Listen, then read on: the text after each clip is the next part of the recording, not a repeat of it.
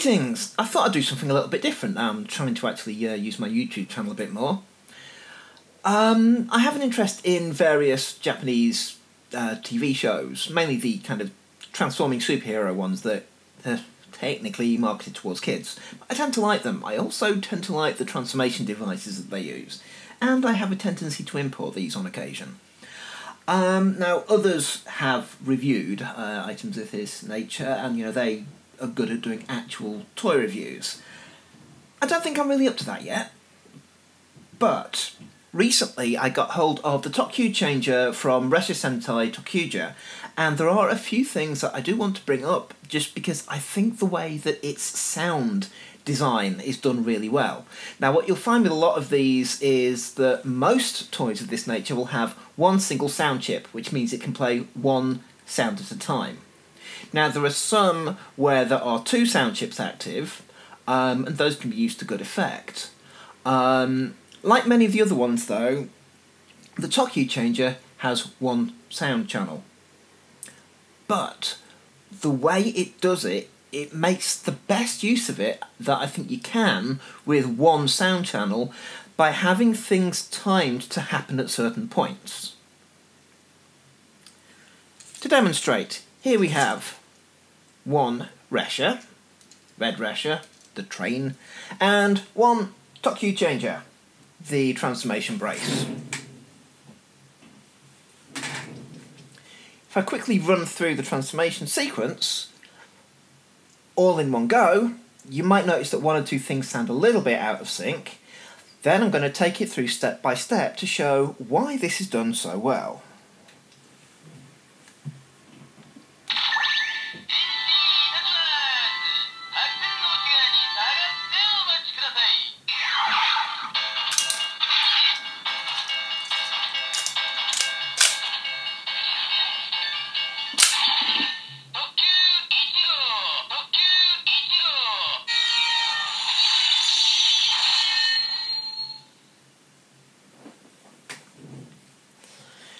You'll notice that when you open and close the gate area,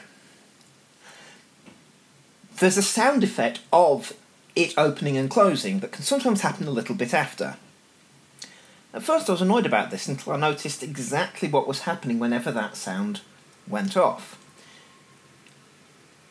Because there seem to be basically various start and stop points,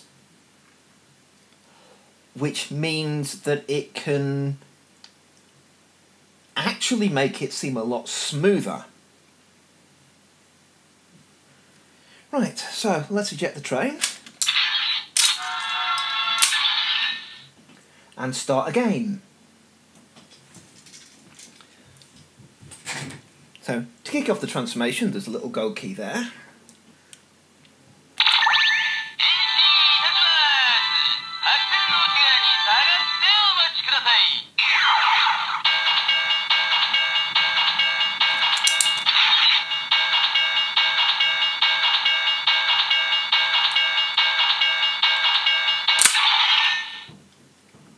Now, with that, the extra clunk was more or less on time.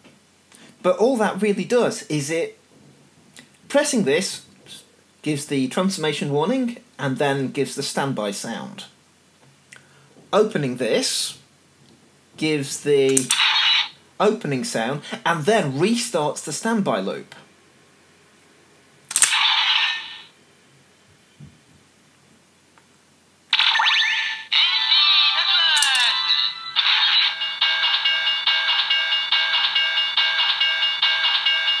Open it quicker, it does the first part of the transformation warning, but then goes straight into standby.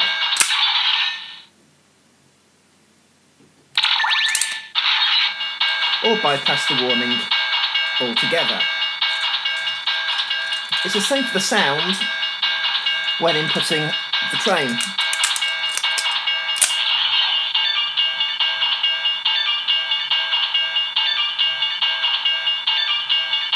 Standby 2 sound starts at that point, and then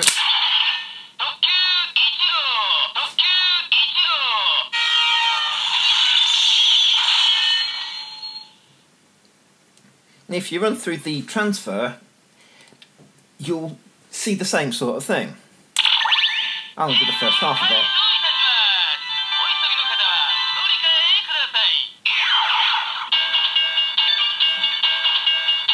Secondary standby sound. Click, still the secondary standby sound. Original standby sound.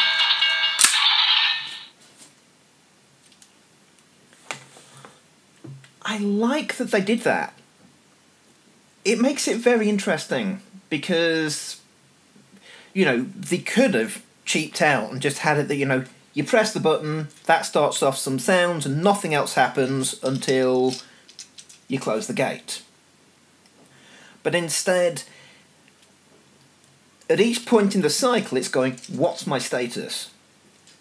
Is the gate up? Is the gate down? Is there a train in? Is there a train been removed? If any of these have happened, it seamlessly triggers a transitional effect and rolls into the next appropriate sound effect. I just think that's really quite cool. I mean, it's certainly, I think, the best that you can get from something that only has the one sound device. Now, I do have one or two other toys, some of which have more than one sound device, some of which you might see in, basically the shelving of transformation behind me, and I might go into some of those at a later date.